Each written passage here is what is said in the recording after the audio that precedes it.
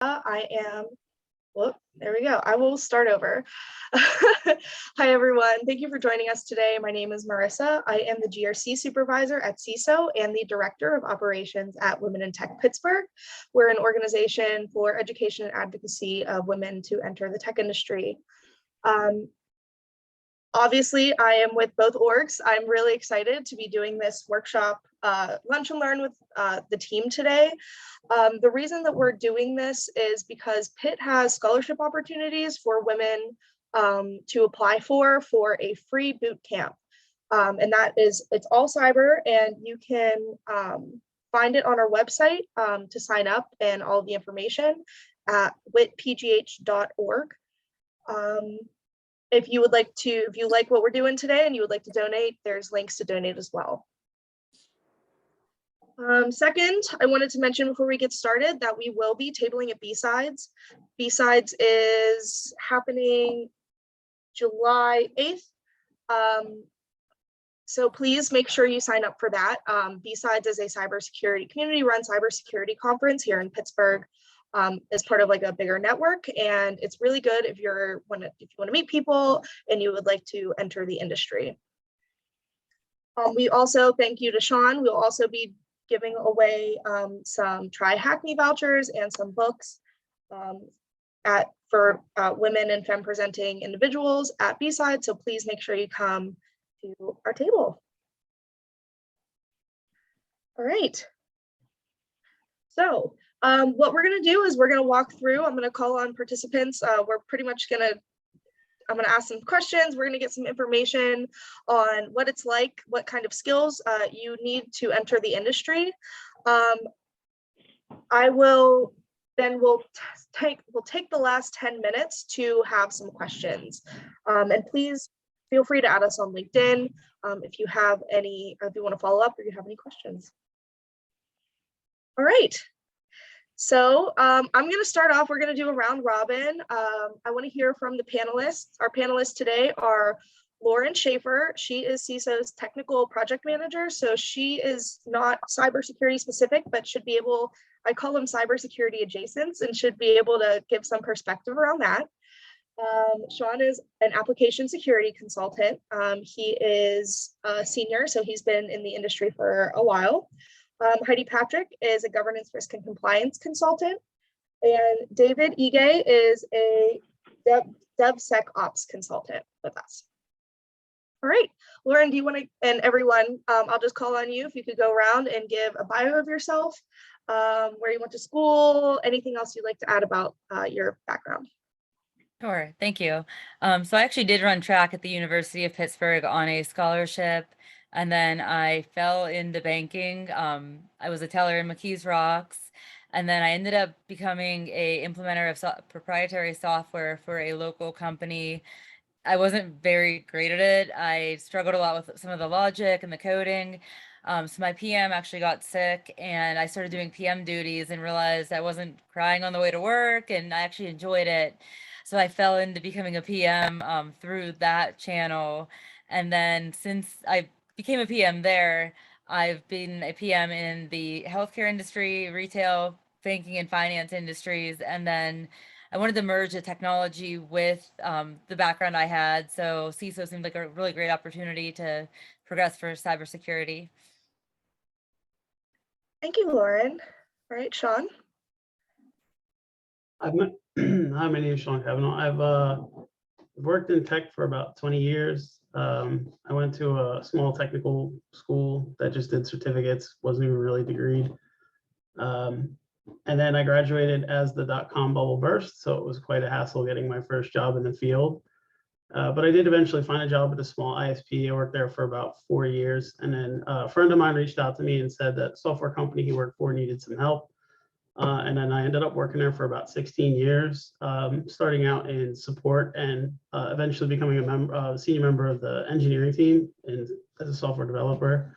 And then I guess maybe about 4 or 5 years ago, I started doing a lot of application security work there. Decided that I'd prefer to do just that full time. An opportunity at Seiso was there, and I've been here for about a year now. Thanks, Sean. All right, Heidi. Hi, everyone. I have been in this industry for about 17 years. I started in the military, so I kind of fell into the role. I started out with military comms, and then I went into computer networking, and then got into, excuse me, vulnerability management type things. And then for the last 7 years, I've been primarily cybersecurity. And I have my degree in computer networking from DeVry University. And I've been with CISO for about a year as well. So this would be my first organization that's not government or military. Awesome. Thank you, Heidi. And David. Yes, hi everyone. My name is David. I started my career back in 2007, 2008 in Nigeria, where I was born. So I was pursuing a bachelor's degree in law at the time, but I really enjoyed technology, and I taught myself a lot of foundational skills. So I was able to get some work with the Law Student Society, which is like really huge. Um, um, Basically a society where like law students come together to do a bunch of things, several events and things like that. So I ended up being a hybrid between a systems administrator and a system security administrator throughout my time in school. So that was where I got my first experience. And then I came to the US, joined the military in 2013. And then I got the security clearance. So I thought that the best way to get into the industry would be through government contracting, because it's fairly easy to get jobs if you have a security clearance. And that's where the bulk of my experience has been. I've worked with a lot of government agencies, Department of State, Department of Defense, Department of Justice. So that's been the bulk of my experience. I taught myself a lot of like the programming languages that I know right now, Python, and a bunch of other ones. And prior to now, I've actually not been in a DevSecOps position. So this is like giving me an opportunity to sharpen my development skills, which has been informal largely up until this point. So bringing some structure around it. That's really it. Outside of that, I like to take care of my lawn and do some tinkering around the house, build small devices here and there. But yeah, that's it for me. All right, thank you, David. So what I wanted to do is showcase CISO skills and our service offerings as part of this. So as you could tell, everyone is from a different part of what we do at CISO. And I really wanted that for everyone on the call to be able to come in and ask questions if you have specific types of cybersecurity that you would like to enter. So what I'm going to do now is start asking questions. If the panelists, if you don't want to answer, don't raise your hand. If you do want to answer, please raise your hand and I'll call on you as we go. All right. So jumping into my first question here, was there anything that inspired you to start in cybersecurity? Was there any one moment or item that inspired you to move into this role?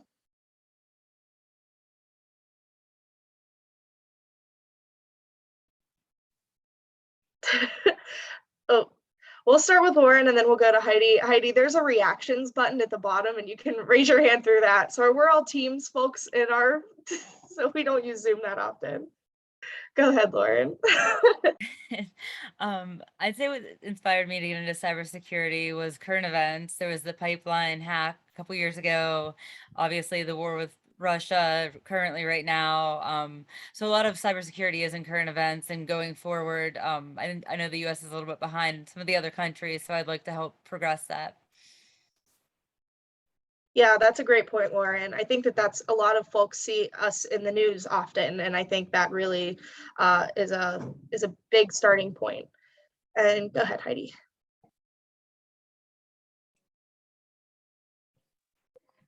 I think for me, it's kind of similar. Not necessarily the most recent things going on, but I do remember when I was stationed on ship, and there were moments where, we had to cut down all of our communications just because of cyber incidents.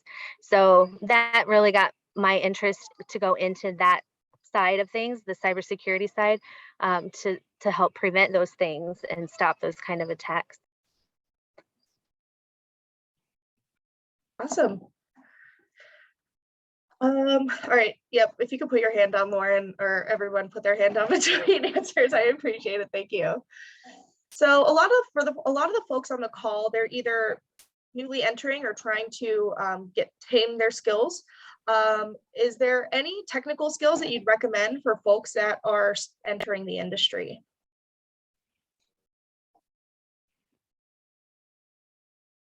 Go ahead, Heidi. I'll go first.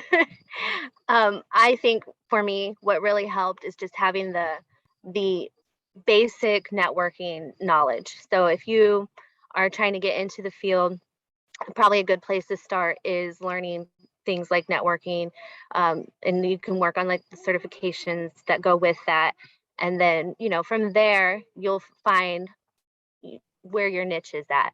And then you can branch off into that realm of cybersecurity. But I think the basic networking skills is where to start. That's great advice, because you really do see a large scope of cybersecurity if you start with networking or infrastructure. Go ahead, Sean. Yeah, on top of the networking, I'd say if you just have a good grasp on the terminology that's used across various areas, because as good as your technical skills may be, ultimately you're going to rely on your soft skills for your entire career, because you're gonna gain and you're going to lose technical skills as the field changes, but your soft skills are going to carry you like from day one. So they're probably actually your bigger asset compared to your tech skills. Like anybody can learn something, but being able to use your soft skills very well will definitely help you the most. I love that, because I mean, I know starting in my role, I jumped from being a Big Four consultant to a general governance, risk, and compliance consultant, and learning the terminology and the words that are used in meetings definitely helped me understand some of that technical side. So that's great advice. Thank you, Sean. Go ahead, David. Yeah, just adding on to what Sean said, actually like doing those things. One of the ways that I really learn things is creating like a local lab environment where I can actually put my hands on the keyboard and actually experiment and play around with those things. I find that helps me. It helps me connect like the theory with the practical aspects of things. So, yeah. Are there any specific tools that you use that helped facilitate that, David?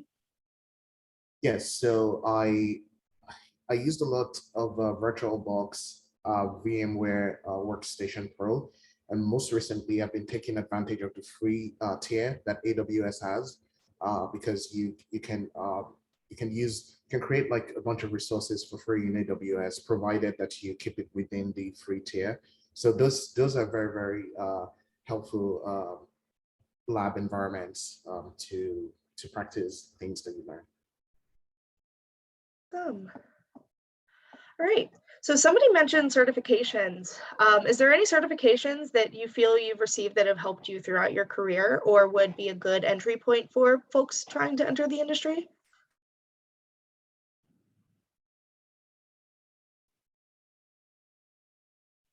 I know I will mention one. I know CISSP is a big one in our industry. If you're an auditor, CISA is a good one. But go ahead, Heidi. I think just going right into the industry, if you want to start, you can start with, the A+, Network Plus, and Security Plus. And then, like I said previously, once you get into those and you start learning different things, then you'll see kind of which direction that you want to go in. And then you can go branch off into things like the CISSP, or you could even stay with CompTIA and go like CASP and things of that like that. or you can branch off to the auditor side or the program manager side. So there's a lot of different ways you can go. But if you start with those basic three, those ones always seem to be the ones that come up. So start with those, and then you'll learn which way you want to go from there. Great, thanks, Heidi. Go ahead, Sean.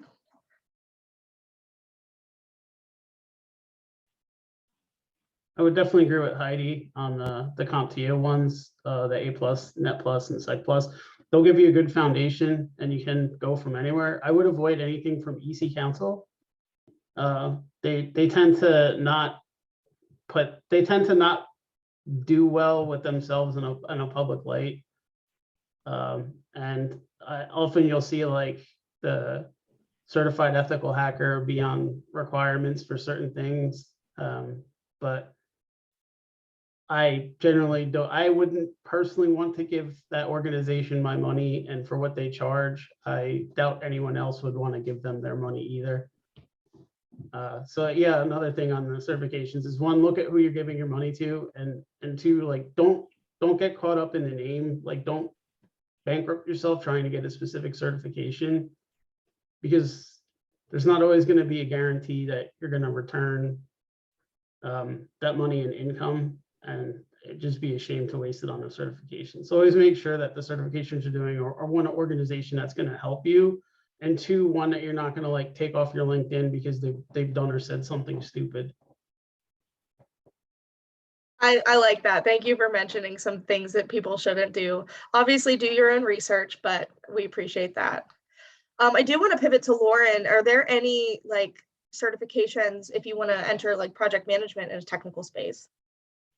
Sure. So I actually had that conundrum when I was starting as a project manager. It was hard to get experience if I didn't have the title, but it was also hard to get the title if I didn't have experience. So I had actually fallen into a role through another company that I became a project associate. Project coordinator is kind of a similar title. Anything that's a little bit lower than a project manager, you can get experience. And then I actually had some really great mentors throughout my career that helped me learn budgeting, resource management, risk management, everything project management oriented. So I can't thank that enough. That also grow your network. And if you find the project manager or anybody else in any kind of role that works well for you and you like what they're doing, try to follow them and get that experience too. Awesome, thanks. All right. So I want to pivot now. I want to know what success in this field looks like to you. You can mention from entry level, 10 years, 20 years. What do you think success looks like to you in your individual fields?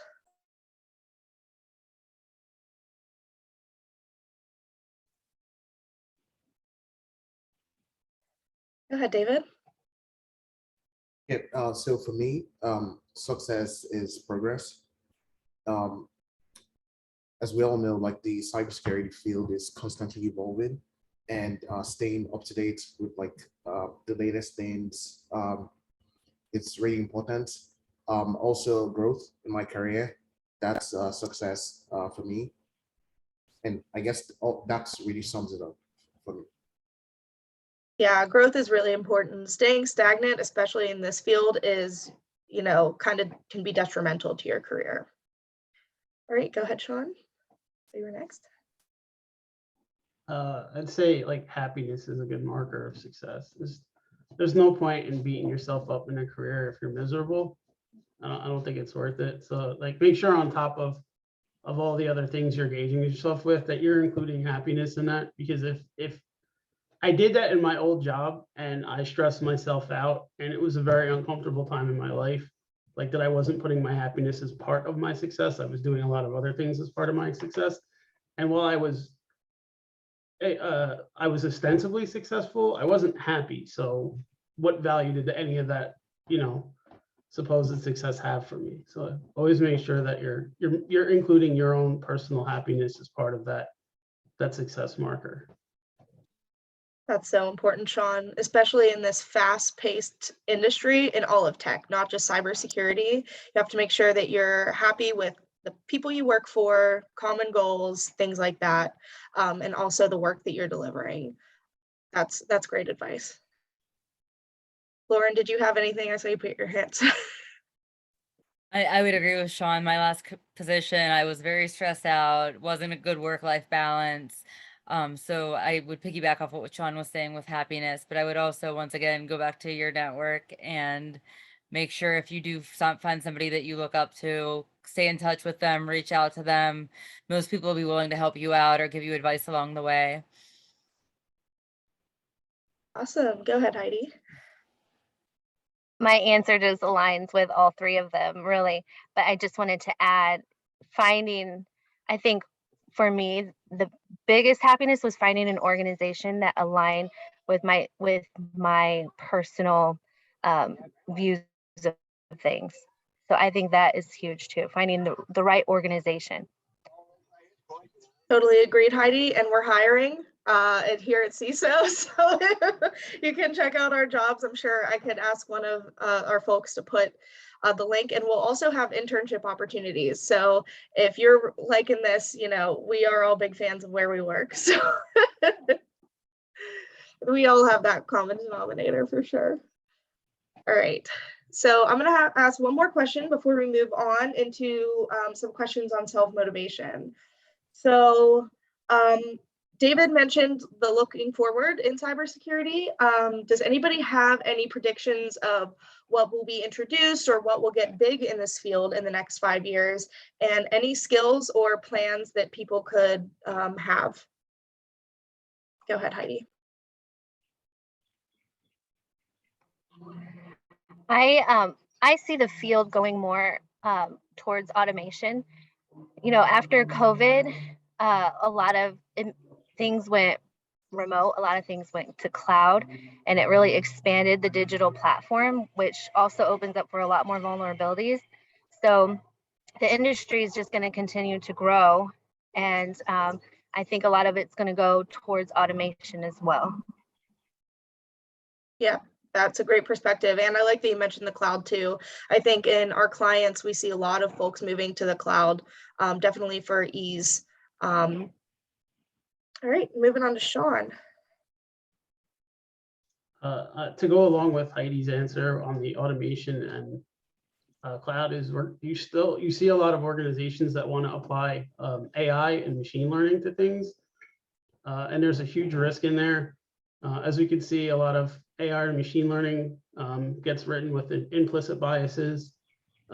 Those biases lead to vulnerabilities. Like if it's not doing what it's supposed to do, or if it's not working equally across whatever it's being applied to, that's a vulnerability, that's an issue. Those are things that need to be found and addressed, or we're going to become dependent on broken technology, which generally tends to disadvantage certain groups of people. So we definitely want to be aware of the application of quote unquote advanced technology and making sure that we're breaking it so that we know it works correctly. It's a great point, Sean. We as WITPGH attended a responsible tech summit. Well, I went representing CISO as well, but we did a responsible tech summit where that was the whole premise. So there's organizations in Pittsburgh, if folks are interested, that would that look forward to that work as well. All right, anybody else for any other skills in the next 5 years? Yep, go ahead, David. Yeah, I was going to talk about what Sean talked about, but then I also remembered the Internet of Things, IoT security. I think that's going to be really big if it isn't already like becoming big. And that's because we're having like the average home now has like a bunch of devices that can do all sorts of things. And you can imagine if your shower is Alexa controlled and somebody takes that over or something like that. So I think IoT security has a very huge potential, and that's because like the effects of exploiting vulnerabilities with IoT might be like more severe and more like physical than the other ones. So yeah. Wow, I didn't know that. So thank you for that, David. That's pretty interesting. Killer toasters. Okay. one more question before we move on. Has anybody, in the realm of what Sean said about certifications, has anybody got unhelpful advice on what to study and learn, and how did you correct that?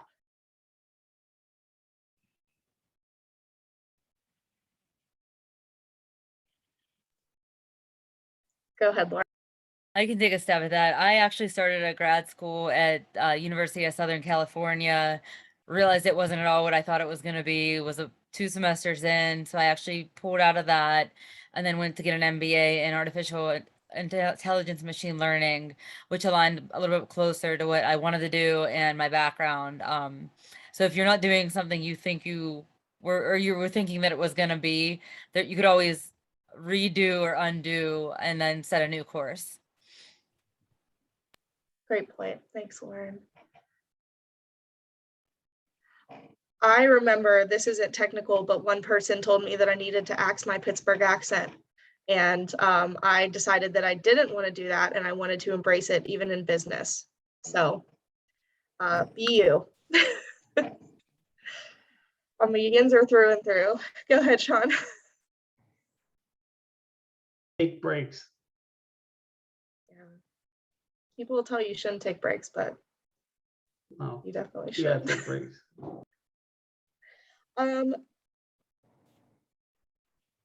Chanjni, I'll table that for the Q&A at the end. I think that's a great question that you asked. All right, so I have a couple questions regarding self-motivation. Just for the folks that are wanting to apply for this scholarship, it is a self-paced course. And sometimes those can be challenging to get through. So I wanted to see how the team has self-motivated. Do you have an approach? Do you have anything that you would like to mention on self-motivation?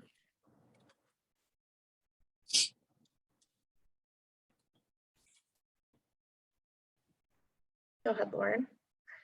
So I did my MBA completely online. So, I mean, that very similar to this program. So you have to try to make time to do your work. I would say attend the classes if you can, whenever they're offered. And that way you don't have to have on your list to go back to the recording. You're doing it live in person. If you have a question, you can ask it right away. I did a lot of classes watching the recording. So I've done both, but I think being live in the actual class, if you can, is probably the easiest way to learn. Yeah, for sure. Go ahead, Heidi. I think for me, I can be, I have to have organization. So for me to have a schedule, make a schedule, like I'm going to dedicate this hour to studying or schoolwork, and then also make sure that you're preparing yourself for that hour. Like if you have dishes that you need to be done or something like that, that's something that is going to distract you, make sure you do it before. Make sure you're organized and you're prepared for that dedicated time that you gave yourself. Thank you, Heidi. I saw Sean's hand first, and then we'll go to David.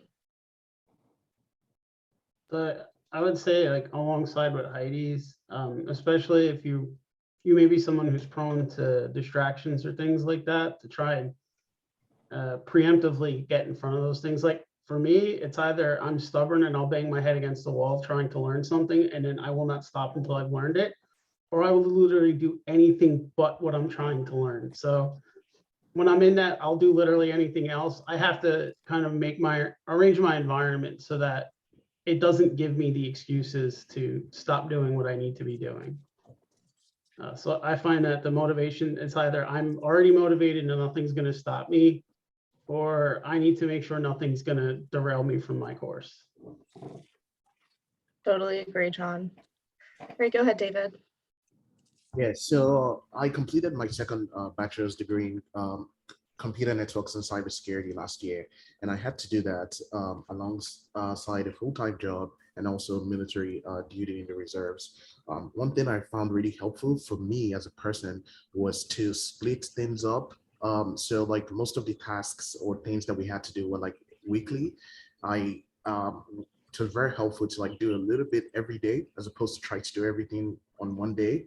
I found that like doing it in bits helped me to, to learn more and to stay focused. And obviously there were some times that I got so busy that I had to like do like 7 days worth of work in one day, and it's really wasn't great. So I guess that would be my best advice, to try to do things, pick them up, as opposed to try to like do a whole bunch of work one night or one day. Yeah. That's great advice, David. Thank you.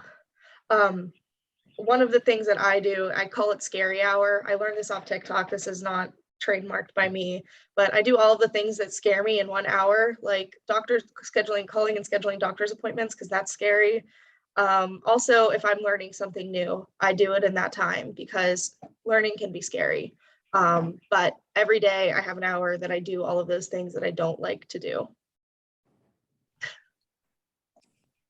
All right. So my last question before we get into questions, and please, if you do have questions, note them in the chat and I'll revisit them during our Q&A. So what does your support system look like within the cybersecurity community? And I'm going to separate this into two parts. One is conferences, groups, teams, study groups, etc., if you recommend those. And then if you aren't part of any groups, what have you done with your personal support system to set you up for success?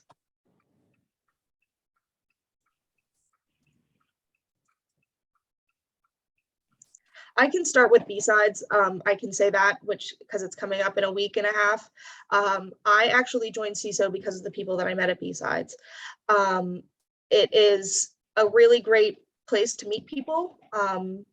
And that's my kind of support group that I kicked off with.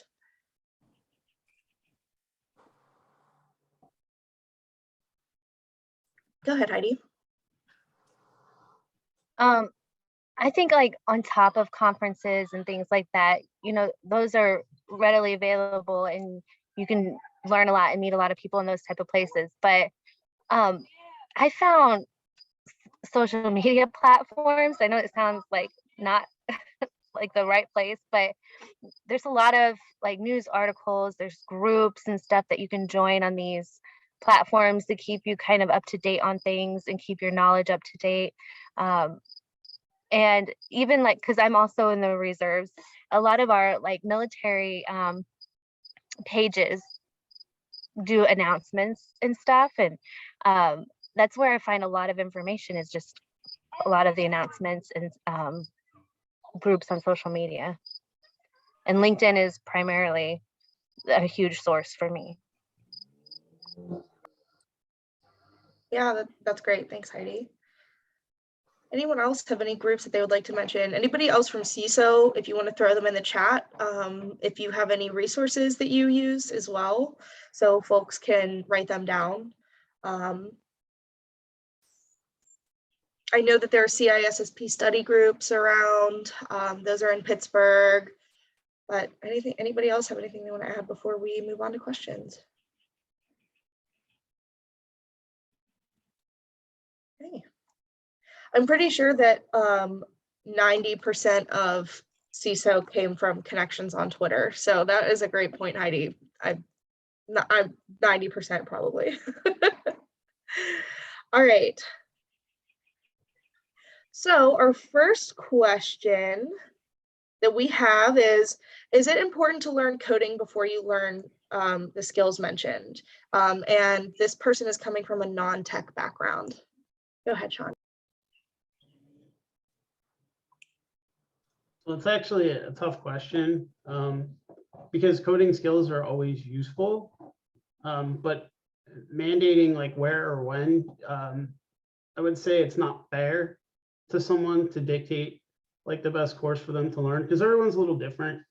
And if you do want to learn coding, then I encourage it. It's a great tool, and there's a lot of cool things you can do with that knowledge, not just professionally, but even if you get into it like in a makerspace, there's a lot of great things that you can do as a hobby. So there's definitely no downside if you do want to learn it, but I wouldn't feel like like, let's say you do want to get into the governance side of things, like and you're like, I really don't want to code, don't feel like you're forced to do it. It's really a personal preference thing. Like Heidi says, as long as you can talk the talk and you learn some of the basic networking stuff and the basic tech stuff, you can then decide where you want to go, and then you can apply coding. But if it's something you're not interested in and then force yourself to do it off the start, it may sour your experience, and it could potentially become a roadblock to a career you would actually enjoy if you didn't force yourself to do something.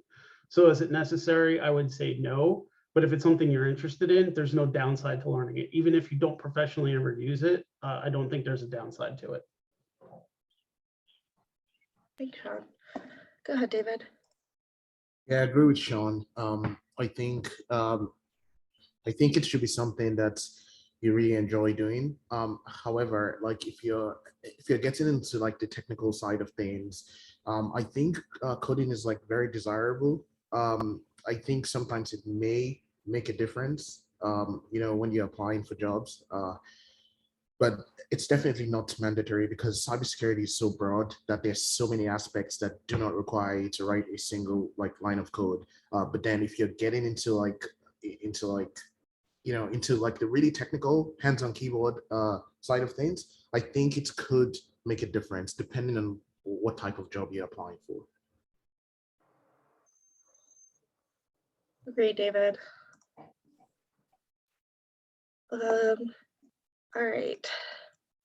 Yeah, and just like we mentioned governance, Heidi, did you want to talk about governance and the technical skills in GRC at all? I can, but if you want to, I can. You can go ahead. My kids just got home and it's kind of loud. It's okay. So in GRC, governance, risk, and compliance, we do need to be able to talk the talk, but a lot of our quote technical skills come in our writing and our way that we deliver risks to folks. So I don't code, and I think that drives some of my team members nuts because when I want to do things, I do them in Access. But that's, from our experience, really, it's we're not needing those real technical skills. And I think Joe hit on some of those skills in the chat as well. Heidi, you have your hand up, you want to add? Yeah, I'll just add a little bit, and I'm going to apologize because they are outside playing, so it might be loud. With the governance side too, this is probably my most client-facing type role. So the soft skills that Sean had mentioned earlier is more important than coding in this type of role. Yeah, totally agree. All right, so the next question is, what would you say keeps you in the cybersecurity industry?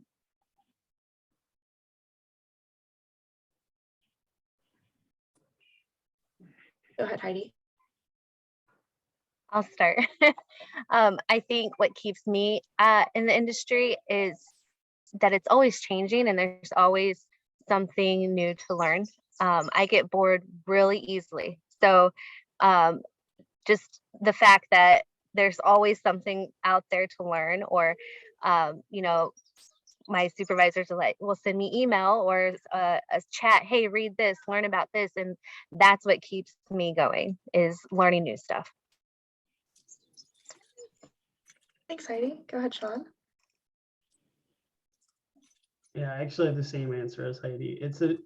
If you're kind of the person who actually likes to learn things, like constantly reading something new or just learning, like if you're the person who watches a movie and has Wikipedia up half the time looking up things that were talked about in the movie, like if you're that kind of person, cybersecurity is a great field because there's always going to be something new to learn. Even if you have if you have a very narrow focus in the field, there's still no shortage of things new for you to learn or things for you to upgrade on. So if you're like that kind of person who does like to learn new things or always, want to be reading something or learning something new for your job, then it's definitely a good field for that.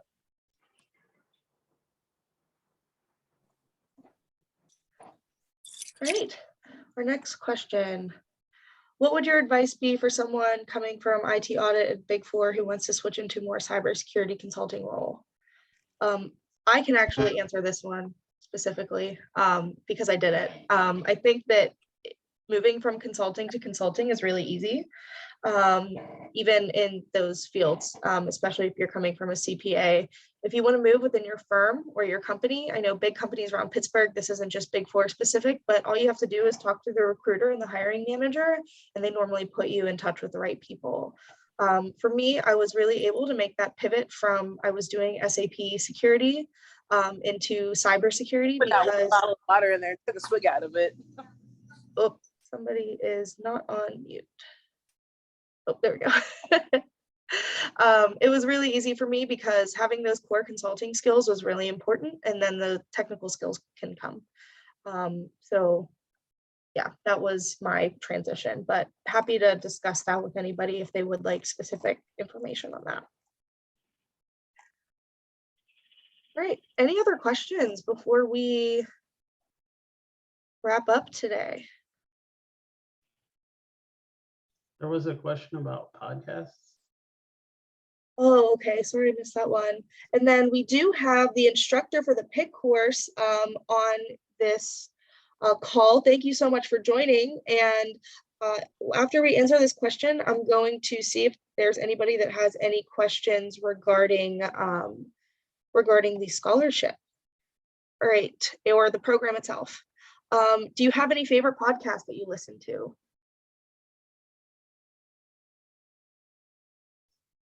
I guess I'll go first.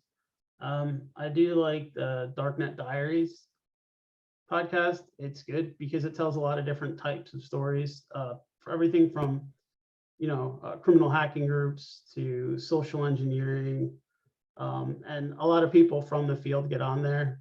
So it's really cool because you hear a lot of personal stories about people who've worked in the field, and then a lot of real life things that have happened, including like espionage. And so there's entertaining stories, and there's always something to learn from someone's experience. So it's one of the go-tos for me.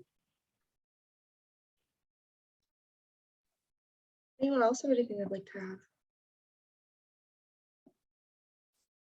There are some local Pittsburgh ones too. What is it? Knop slides and what are they called? I don't even remember. But there's Kyle O'Mara is local to Pittsburgh, and he interviews Pittsburgh, Moscow mules and knop slides. He interviews people from the local area. So if you're looking for next connections in Pittsburgh, that's a great place to do it. All right, I'm gonna. Oh, and yes, Derek, Cybersecurity Happy Hour happens Fridays. Derek, if you would like to drop your @ in the chat for folks that would like to follow you on social media, he is a great resource. Definitely some of these entry-level skills, he has people talk about them as well. So this last question, before we move on, I'll open it to any questions about the course, this scholarship course. Does cybersecurity have remote options available or hybrid? I think the general answer to this is yes. We are a remote first company, and cybersecurity tends to be leaning towards more remote options for folks to retain talent.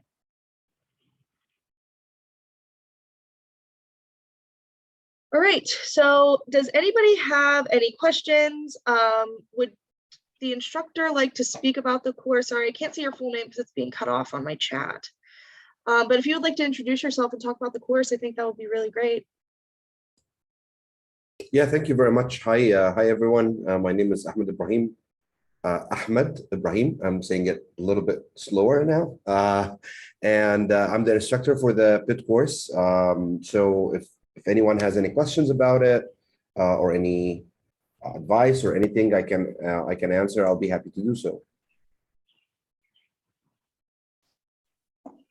Just to give you a little bit of background, I enjoyed the conversation here, and there's very useful topics that were discussed. And one of the things that we do in this course is that people that get into this course get a little bit of everything, very, very small bites. I always try to visualize it as the sampler that you get at a restaurant or something. So you get a little bit of visualization, you understand virtualization is, a little bit of programming using Python, a little bit of scripting, a little bit of log analysis, a little bit of Linux terminal, a little bit of Windows command line interface, a little bit of networking, and a little bit of binary and like conversions between binary and decimal and so on. And the main purpose of it is like to motivate people to get more into the field and to remove any kind of barriers or ambiguities that they have about all these topics. And once they finish this course, they can hopefully easily get into whatever they like more, whether it's like networking, we want to do log analysis, we want to do forensics or something like that, then they can start looking more deeper into these fields. Is the course sufficient? There's a question that says, is the course sufficient to in getting into a cybersecurity career? The course by itself does not get you into a cybersecurity career.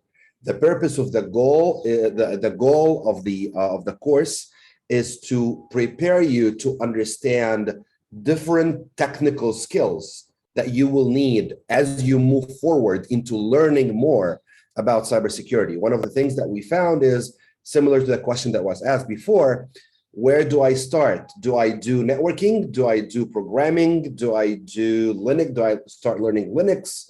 And while people are doing all this, they always hit roadblocks. Like when they are doing some networking, there's some other things that they need to know about, which they don't, and vice versa. So we put all these samplers together such that people are confident in their abilities to understand or dive more into any of them after they finish the boot camp. I hope that that answers your question, Ari.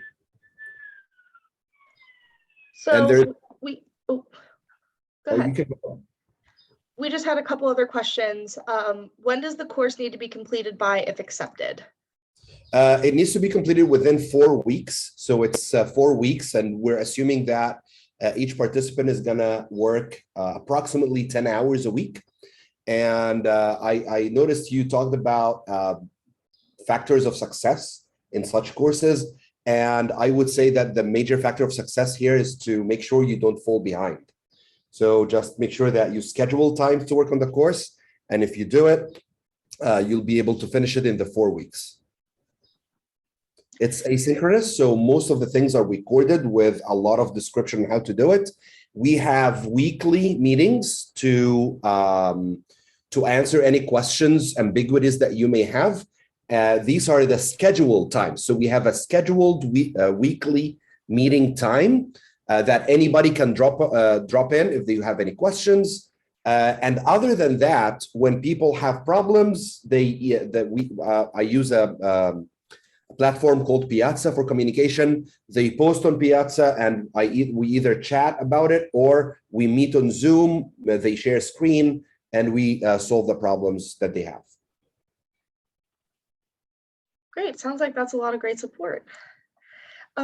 Is it open to people outside of Pittsburgh or international folks or international folks? I would say I'm 99% sure it's open to people outside of Pittsburgh, but I am not at all sure about international folks. If anybody internationally wants to get in touch with the Profession Institute, I believe their email is on the website. They can email them and see if they qualify for the scholarship or not. Great. All right. Well, it looks like we're out of time here. So thank you, everybody. This was such a great session. Thank you so much to our panelists for participating. You provided a lot of great insight, and I hope that some folks are able to take this information forward and it helps them navigate their careers. Again, thank you from WIT Pittsburgh and Seiso, and we appreciate your time. Have a great day, everyone. So everybody, thank you. Thank you. Thank you. Thank you. Thank you, everyone. Bye.